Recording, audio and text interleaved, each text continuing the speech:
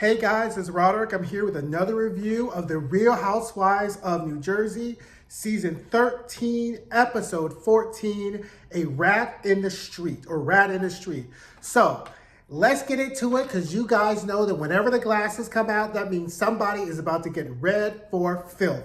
And there's pretty much nobody in this episode that's not going to catch a stray today, because literally, this episode is why people really criticize reality television. This episode is why people say that the women on this cast are very emotionally unintelligent.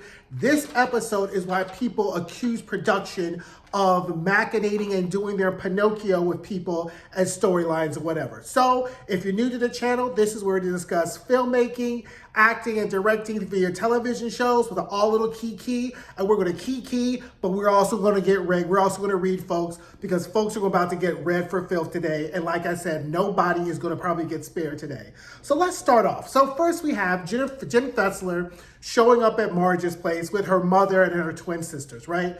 And her twin sister. So I thought that was like very good. Now I know a lot of people really criticize Jen Fessler and they call her boring and they call her whatever, but one of the things of effective storytelling is that it doesn't need to be high antics, high drama the entire time, right? So Jen Fessler definitely adds a very realistic, calming presence to this cast. She's not exceptionally messy, but she's also not a pushover. I think that is one of the things that this cast really needs. It's somebody really who has a solid footing on this show, who could come up and say, nah, I think you're wrong, nah, you know you're right? Even if they may not be wrong or be right, I think you really still need that Eileen Davidson type of character. So I really hope Jen Fessler gets a peach next season, because I would really like to see what she does, especially in stepping in, and not necessarily because she's necessarily on Marge's side, because I think she brings, again, a certain level of rationality and logic to this cast that is desperately needed and is so obviously missing, right? So then we get in, and let's get to the first. So the first bullet I was going to go to is production, right? So I thought the setup was fine. Jen Fessler talking about her mother, her kind of like her family history, her being divorced. I thought that was great. Having Marge Sr. meet her mothers. This was all a very good and effective scene. So here comes production saying, well, okay, then we got to put in some mess. So Marge starts to bring up the problem of the Battle of the Gorgons and what's happening. Okay, now realistically, Marge Sr. has probably heard this multiple times, right? So obviously this is for the benefit of Jen Fessler's mother and her aunt, right? That's a little bit messy on Marge's part, right? To talk about other people who they may not know and to talk about their intimate family drama, right? So I don't really know why that necessarily had to happen, why it just couldn't be a nice lunch. But what production does is that, okay, you have Marge Sr., you have Jen Fessler's mother, and you both have her aunt there, all at least septuagenarians, right? It would have been beneficial to everyone watching this if they would have chimed in and started asking questions like, so what's going on? When did this happen? You know what? I really think, and they really give the elderly advice as to what the solution to the problem was. But all we saw was Marge being messy and telling Teresa and Melissa's business. And what we didn't see is any type of helpful advice or resolution from an objective second and third and fourth party that would have been beneficial to add some character on this. And that is because the next bullet goes to production as well, is that production does not have these women's best interests at heart. The production is not really invested in stopping any of the conflict. They just want the conflict to keep going, and then to have a reunion at the end where Andy kind of goes and light pedals like solutions without really holding production accountable. Because at no point during production does production ask Marge, you know, what did your mother think about the Battle of the Gorgons? What do you think their solution would be? Did they really have any advice about what's going on with you and Laura? Nothing goes on. It's just mess after mess after mess after mess. And that's entertaining and that's really great, but there has to be some type of substance to it, and it's like eating a whole bag of Cheetos. It's yum, yum, yum, yum, yum, yum, great, and then all you're left with is mess on your hands and an empty bag of Cheetos with a whole bunch of guilt and a waste of time when you could have had you some Brussels sprouts, right? And that's what reality television really does for you. And that's really why I really limit how many reality television shows I watch, right? So now we get to Frank and Dolores, right? And you know, Dolores has been getting MVP status episode after episode after episode because she's been very consistent with the way in which she deals with Frank and her boundaries. So now production's like, we got to get Frank and Paulie together. They haven't been doing it together, whatever. They're doing their Pinocchio thing. Dolores is like, look, I don't think it's going to go well. Frank doesn't understand boundaries. Frank is going to do whatever. Production's like, we need to get them all together. We'll use Frank. We don't know what Frankie's new job is. We don't know what he's doing, but we're all getting together at this quasi-empty restaurant at like 4 o'clock in the afternoon to celebrate it with Frank, Brittany, Dolores, Paul, and then the 2 kids, right? Fine. And I have to say that it's, you know, Dolores has a really beautiful family and a really beautiful dynamic. The problem is, real tea, Frank is going through menopause, right? So Frank is going through that phase in his life where he's looking back on his life. He wants things to be the way they were. And Dolores is like, things ain't going to be back the way he was. Paulie, you know, has not really experienced Frank that much. So Dolores is like, well, okay, well, you about to find out. Because Frank knew no boundaries, right? Just kind of really him kind of grilling Paul and going through this. And Paul really took it really well in stride, right? Like, especially the fact of, I think it would have been different if it was just Frank, Paul, and Dolores. Like, he probably would have went in a little bit more. But Dolores' children was going to be there. And if he had went in on Paul, the kids would have not liked him.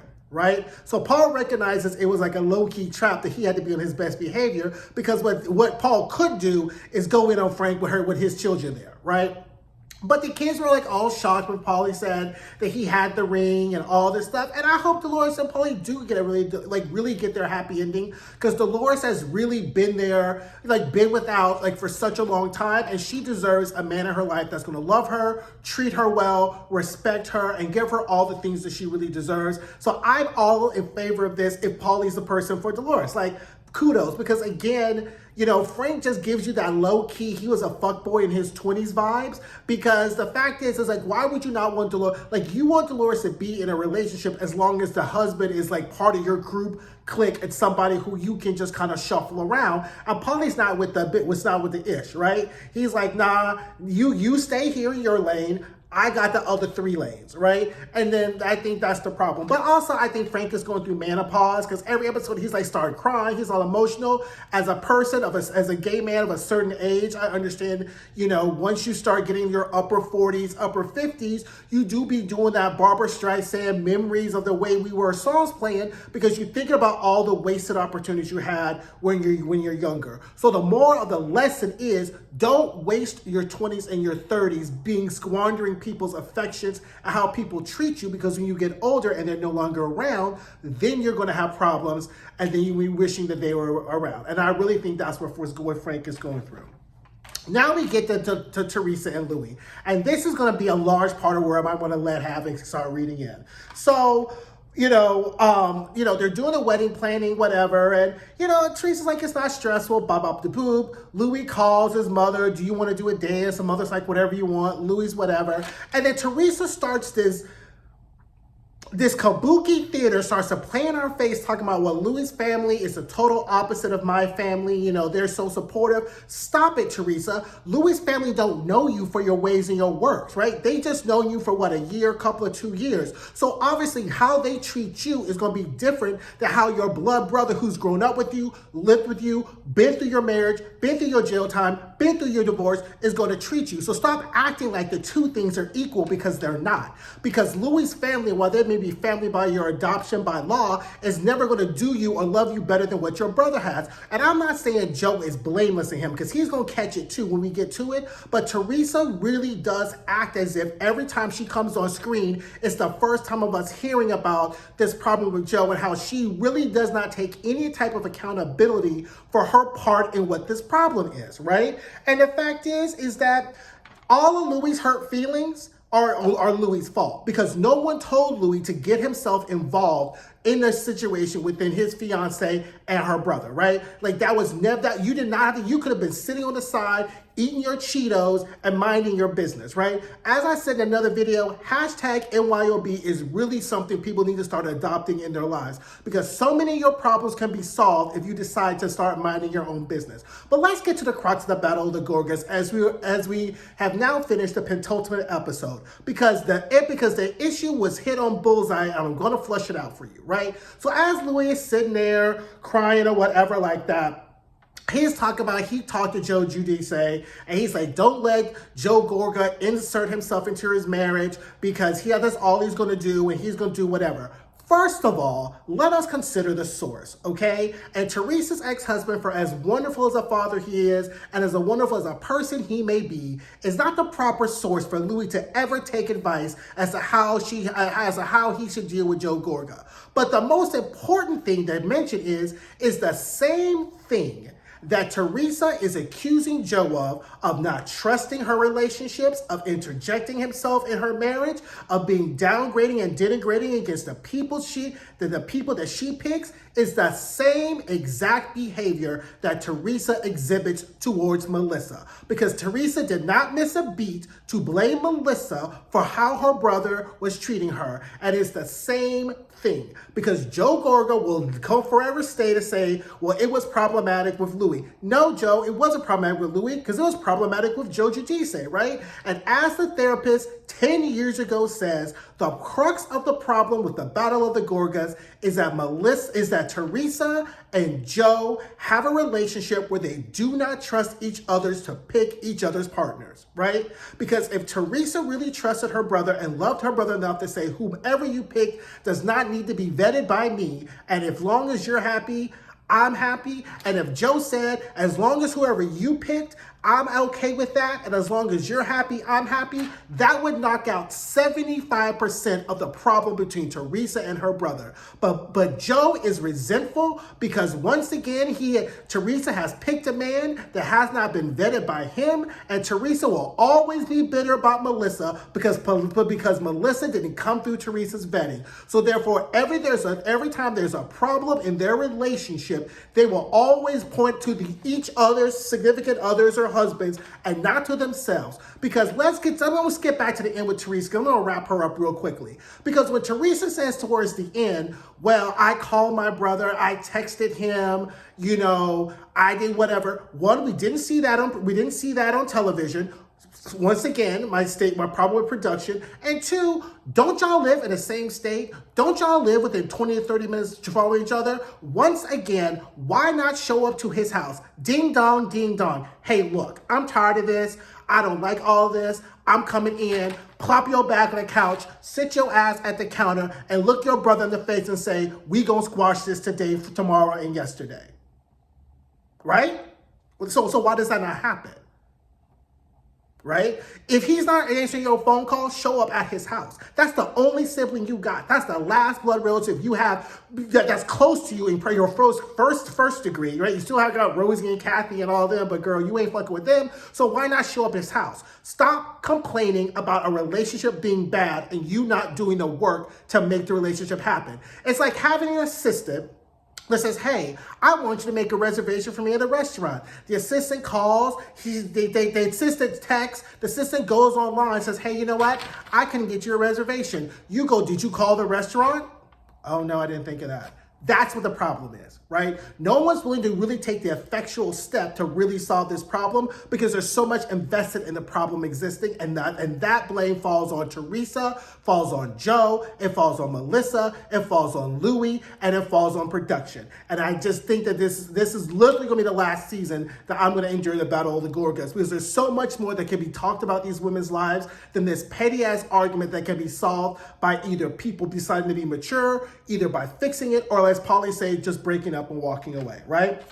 Now we get to Danielle and her mom, right? And she's going to catch it too. So Danielle and her mom, they're doing the bougie kids. And I really think that's a great thing. Even though she misspelled bougie, I don't know whether she thought that's how bougie was supposed to be spelled. Bougie is really a shortening of bourgeoisie, but whatever. So I was like, okay, good for you. You want a brick and mortar store. Big brick and mortar store. Perfect. So then the mother starts getting all weepy when she starts talking about Danielle and her brother. And I'm like, again, this is a production problem, right? Quit telling us about something in a visual medium that you're unwilling or unable to show us. Because again, I do not understand, even if the brother lived in Alaska, right? She can get on a plane, get her iPhone camera and be like, hi, this is Danielle. I'm gonna go show up at my brother's house and I'm gonna solve this problem. Ding dong, ding dong, ding dong. Brother, get off my porch. Why have we not seen any attempt by Danielle to fix the problem with her brother? Right? Now, some people have theories that she's really milking this out so her brother can get on the show next season, and that could really be her long-standing storyline. If that's the case, girl, I don't know, right? Now, so that may be the long games that she's playing. I'm also leaning into the fact that Danielle may not be as naive as I probably gave her credit for. That she kind of really knows exactly what she's doing, and that she really has been playing all of us most of this season, kind of being dumb like a fox. And I'm kind of more and more leaning into that because I'm just kind of like, I don't know, girl, like something in the milk ain't clean and you keep like playing this. So I think, I am definitely not I'm not there yet, but I'm more leaning into the fact that Danielle really has been playing us a lot more than we thought, kind of with the naive, kind of ingenue, this is my first season type of thing, right? Because again, I just don't understand. So now we get Jen Aydin and her brother and her brother's wife, right? Now this whole thing just reeks like gives you 90-day fiance tease, right? And it does because her visa wasn't approved, right? And so he had to go to Turkey. And I'm not going to talk about their culture. I'm not going to talk about him going to get his wife. Happiness is happiness. Find it wherever it is, right? And if the fact that she can help her brother and get them a place and set them up or whatever, that's fine. And the key is she's off giving wifely advice to the bride or whatever like that. And I was like, girl, okay. But you know what? It just, the better option would be to put them on 90-Day Fiance. But, it just, like I said, it just gave me 90-Day Fiance tease. And again, wherever you find love, you can find it. But we also get another revelation that was buried in our 90-Day Fiance redo condo version is Jennifer Aydin says, I don't like to push Bill for my own selfish reasons. She said it right out of her mouth. The reason her problem continues with Bill is because Bill has pretty much made it clear explicitly, if you want some changes in this marriage, I could do some changes. We could do some changes. If you feel like you doing too much work, I could hire a person to come in and help you with the kids, but that's coming out your shopping budget. That's coming out your foo-la-la money. That's coming out whatever, because the perspectives are equally the same. Jen Aydin feels like she's doing all the work with the kids, she's not getting any support, and that she's pretty much that she's not fair then. Bill's feels like I'm working all the time, providing all this money, saving up for college tuitions, providing Chanel pearl necklaces, and no one's helping me out. All I want is some peace and quiet and to sit in a pool house without people expecting more of me. So clearly there has to be something met in the middle, but as Jennifer Aydin's brother said, this is what you signed up for. You know how his family is. Because if his family was supporting you during residency, right, then you know what their expectations were for a wife to marry their son who was going to be a doctor. So the fact is, I'm not saying that Jennifer Aydin cannot renegotiate this, but she wants to renegotiate it such that she still retains all the benefits and she doesn't give up anything, right? And that is a very unrealistic expectation. And Bill has pretty much made it clear, we can renegotiate this situation, but it's not going to land in your favor because you're not going to be able to do all the things you like to do if you want to not do what you signed up to do. Right? So that really is the crux of the problem. And I'm glad that Jennifer Aydin told on herself. Now we get to Rachel Fuda, right? And I really struggle with this because I understand Rachel Fuda's position. She has been the mother to this child. She has provided for the child. She has loved this child as if it was her own. However, I will never be on board with the dissolution of another person's parental rights while that person is still alive, regardless if that person has made any substantial effort or not to be in that child's life, right? And I felt that the conversation between Rachel Fuda and her stepson was very, very manipulative, right? Because if the son had said, you know what, I don't want this adoption to go through. I want to have a relationship with my mother. I want to give her this chance. I know she's had a hard time. I know she's had a hard life. But, it made me be better once I get older and I go off to college and I'll be an adult and I have some more perspective. If he had said that, she would have burst out in tears and accused him of not loving me or not knowing how much she's put in sacrifice. This entire adoption thing is for Rachel Fuda's ego, and this child is the collateral beneficiary of this exercise. If this child was 10 years old, 7 years old, 8 years old, I wouldn't have anything to say. I'd be like, you know what? Fine. Go ahead and do it. Right? But the child is 16. He's going to be 18. This is all going to be for 2 years. And the fact is, for you to have this conversation, yes, he may want you to adopt him, but that might not be the same conversation, right? Because why would you participate in alienating another parent from their child? Regardless of whether or not you feel that this woman deserves to be called the mother, she is the mother. Your husband may absolutely regret making this woman the mother of his child, but guess what? That die has been cast. And for you to jump in and to try to like so you can get, I mean, this just gives you Camilla Parker Bowles tease, right? Like this is, and I don't have anything against step parents or whatever, because there's a lot of good step parents out there who really do a lot of work, who step in the gap for the real parents. So that's not what I'm saying, but you have to recognize that the reason it's called step parenting is because there is a step below that, and that is the real parent. So stop it. I'm just never going to get I'm never going to be on board with this, right? So, you know, I just not going to be bored with it, and it just reeks of selfishness to me. And that's just, you know, and hopefully, you know, and I would love to blame this on production, that there's some more substance under this, but it just reeks of selfishness, and I just can't get on board with this. So now we get to, so Paulie during the dinner or whatever, he's having like a pre-party, right? So he's going to have an Irish theme party, boop, boop, boop, boop, boop. Now, this is where production, again, is about to play in Dolores' face, right? So Dolores said in Dublin, ain't gonna be no bullshit at my fucking place, because ain't gonna be no fights, ain't gonna be no throwing nothing, because you gonna fuck up my money, and since y'all ain't gonna pay for this, I don't want no bullshit. Production's like, okay, Dolores, we got you. Have a party at Paul's place. And now they get to have all the mess come out, because guess what? A party at somebody's house is the perfect theater for the bullshit to happen, right? So they really are high-key playing in Dolores' face. And if I was Dolores, I'd be done tore up that whole house after whatever fight happened. I'd be done through production to fuck up out my house, because they really played up in her face. And really was like, bitch, you ain't gonna tell us when we can pop up our circus. We come with 16 clowns ready in the car every day. So guess what? Irish Spring this, because here comes our clown car. So they're really about to play in Dolores' face. And you know what? When you sign up for a circus, you can't get upset when you get hit with custard pies. So let's go back in with Jennifer Aydin, right? Because this is where she just becomes a low down, dirty, treacherous person, right? So Jennifer Aydin is still talking to Laura, right? So okay, the first time you had the conversation, you could say, well, I didn't know, Teresa didn't know, whatever. But, you know, the first time you could claim it's an accident that you got sucked in talking to her. But now you have reached out to her, right? You know this woman is putting things out there with Marge. And then, wait for it, and this just has Teresa's fingerprints all over, which just makes me even more angry. Teresa still, to this day, is upset about why Melissa did not stand up for her to Marge. Now, as I said in the primer, let me repeat it for the people in the back. Marge was not trying to sow dissension in her Teresa's relationship with Louie. Marge was trying to give Louie an opportunity to address the things that were on the internet to him.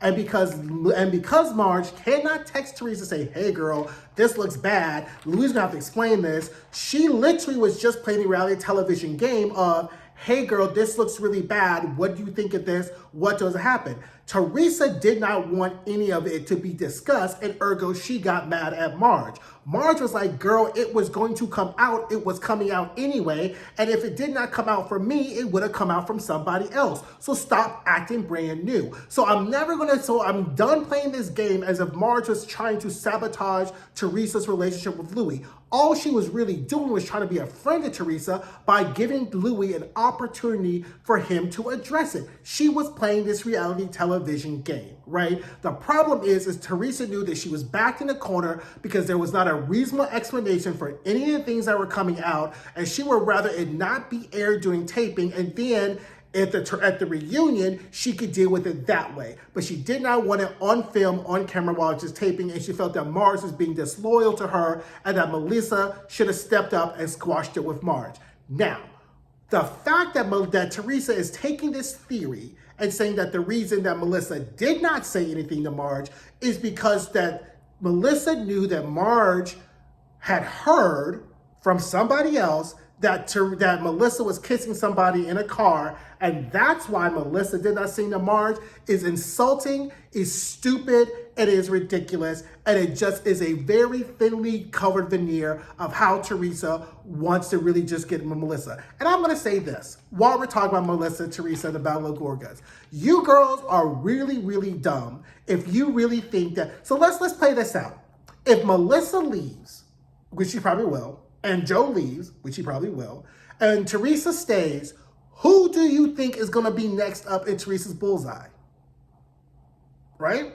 Ain't going to be Marge. Marge has proven she will go toe-to-toe, round for round with Teresa every day. She may not flip no tables. She may not tug no hair. But Marge has proven to be a very worthy adversary for Teresa, which is why Teresa is putting on this proxy war. So she's not going to spend a whole season fighting with Marge. Over what? Marge ain't fucking with her. Marge knows exactly how this game is played, so she's not gonna do anything, right? Who do you think is going to be the person Teresa decides to keep her checks flowing into with? But yet everybody wants to talk about Melissa. If Melissa's gone, there ain't gonna be nobody. And if we know anything about Teresa, she's gonna keep this check going. So I don't know why everyone is so ready for Melissa to leave, because then Teresa's going to come up with something. Now, if Teresa leaves and Melissa leaves, then we have a different show. Right? And I've already said that I think that Teresa's arc has really been completed for this season. So, it was it is. Now we get back to Teresa and Louie. And we get the whole rat in the street comment. And the fact is, Louie is very dangerous, right? And it's dangerous in the fact of, regardless of what he believes to be the opinion of how Joe Gorga is treating his sister, Teresa, his fiance, to not publicly attempt to make or suggest that your fiance reconcile and have her brother in her life, I think is dangerous. Because what that sets up is that then she has no family but his family. She has no family, she has no one but him. The last stopgap between Louie and whatever fuckery may ever happen, not that I'm wishing it anything, is going to be Joe.